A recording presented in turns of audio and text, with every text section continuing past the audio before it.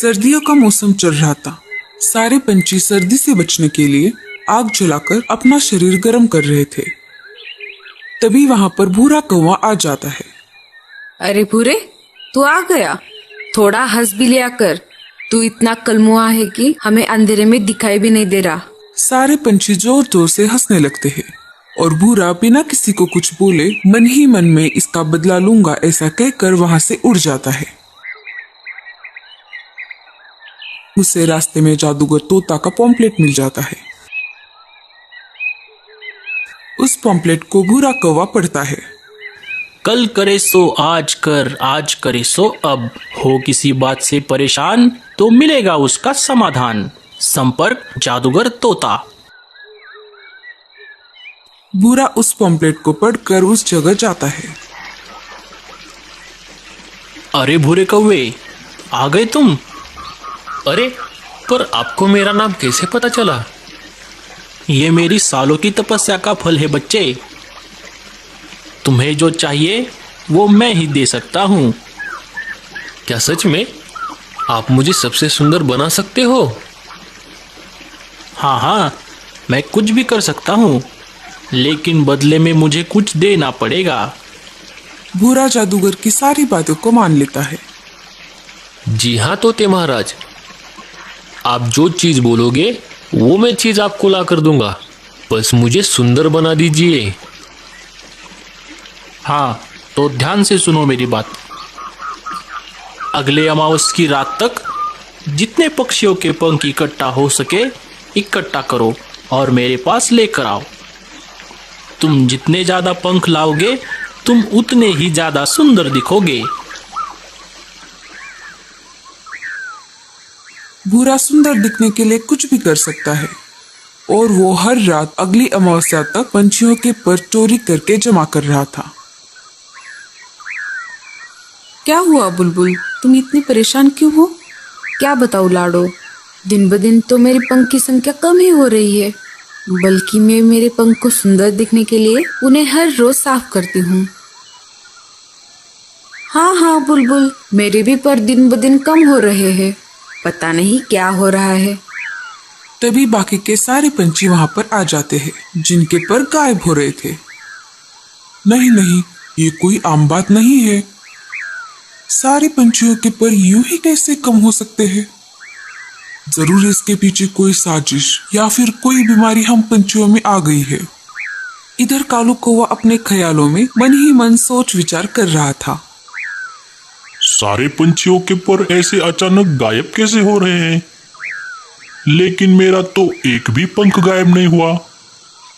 जरूर ये किसी की सोची समझी साजिश है। इधर सारे पंछी ये बात तोता राजा को बताने की सोच रहे थे।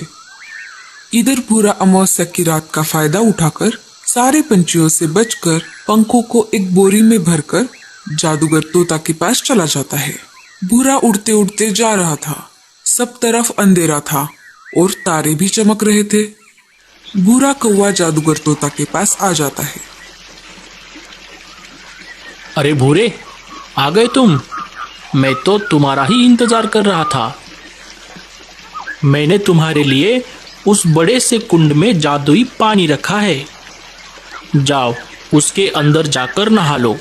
और हाँ, एक बात का ध्यान रखना, सिर्फ अपने गले तक ही नहाना।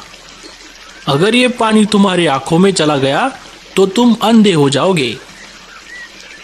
ठीक है तोते महाराज, मैं सिर्फ गले तक ही नहाऊंगा।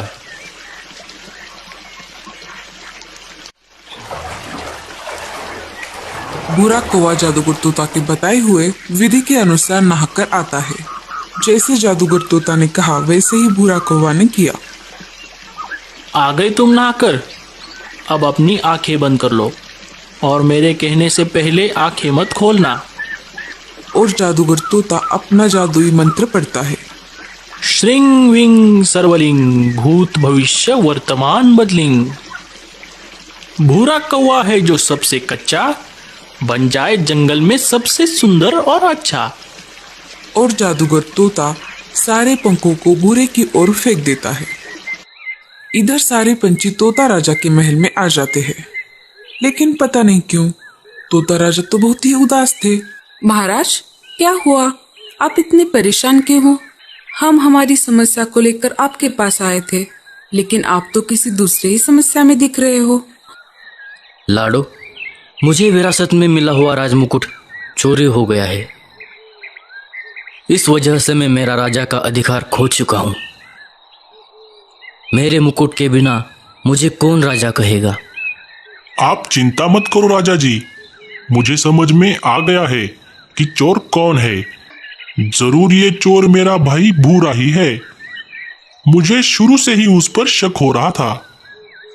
जब से मुझे समझ में आ गया कि मेरे ही पंख क्यों नहीं गायब हो रहे। अगर ऐसी बात है तो मैं एक सेना की टुकड़ी अभी भेज देता हूँ। राजा जी के कहने पर कुछ सैनिक भूरे को खोजने के लिए निकल पड़ते हैं। इधर भूरा अपने नए पंख से खुश होकर उछल कूद कर रहा होता है।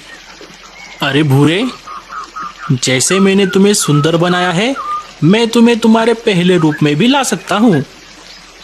नहीं नहीं, ऐसा मत कीजिए जादूगर तोता जी। आपने जैसे कहा वैसे ही मैंने किया।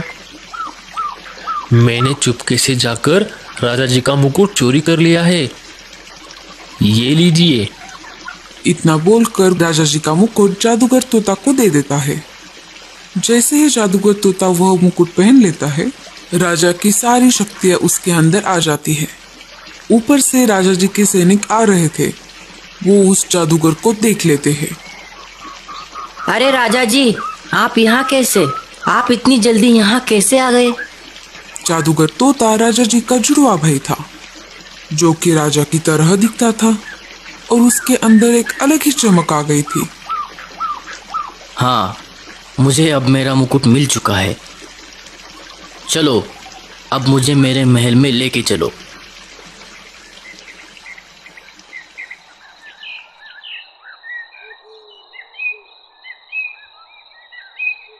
थोड़ी ही देर बाद वो राजा जी के महल में आ जाते हैं। सैनिकों, ये कौन है जो मेरे सिंहासन पर बैठा हुआ है? इसे अभी के अभी यहाँ से निकाल कर बाहर फेंको। अरे मिट्ठू, तू ला, मुझे मेरा मुकुट वापस कर दे। तुझे तो पिताजी ने जंगल से बाहर निकाल दिया था। नहीं नहीं, मैं कोई तुम्हारा भाई वाई नहीं हूँ। हट जाओ मेरे सिंहासन से। इधर कालू कौवा और लाडो सब देख रहे थे। तभी कालू को एक आइडिया आता है। रुक जाओ, मुझे पता है असली राजा कौन है।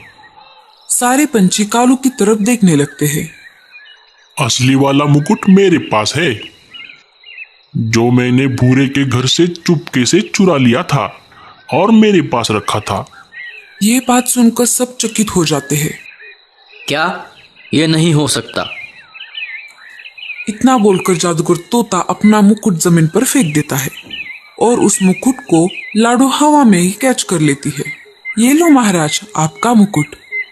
ऐसा कहकर लाडो असली वाले राजा को वह मुकुट दे देती है। कालू कौवे, तूने मेरा भांडा फोड़कर अच्छा नहीं किया। मैं इसका बदला जरूर लूंगा। सैनिकों, इस बेरुपये तोते को काल कोठरी में डाल दो। राजा जी को अपना मुकुट वापस मिल जाता है और सारे पंछी खुशी से अपने घोंसले की तरफ निकल पड़ते। थोड़ी ही देर बाद तेज बारिश शुरू हो जाती है। इधर भूरा कौवा अपनी सुंदरता में मस्त मगन होकर नाच रहा था। अरे मैं तो सुंदर बन गया। अरे ये क्या हो रहा है? मेरे सारे पंख ये नीचे कैसे गिर रहे हैं? मेरे सारे पंख निकल क्यों रहे हैं? अरे उस जादूगर ने तो मुझे फंसा दिया। ये तो ग्लू का पानी था।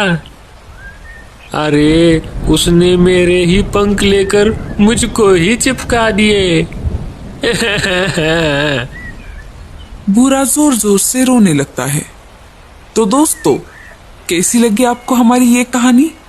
हमें इस कहानी से ये सीख मिलती है कि हमें जैसे इस प्रकृति ने बनाया है, हमें वैसा ही रहना होगा। ज्यादा लालच किसी काम का नहीं। आपको हमारी ये कहानी कैसी लगी, हमें कमेंट्स में जरूर बताना।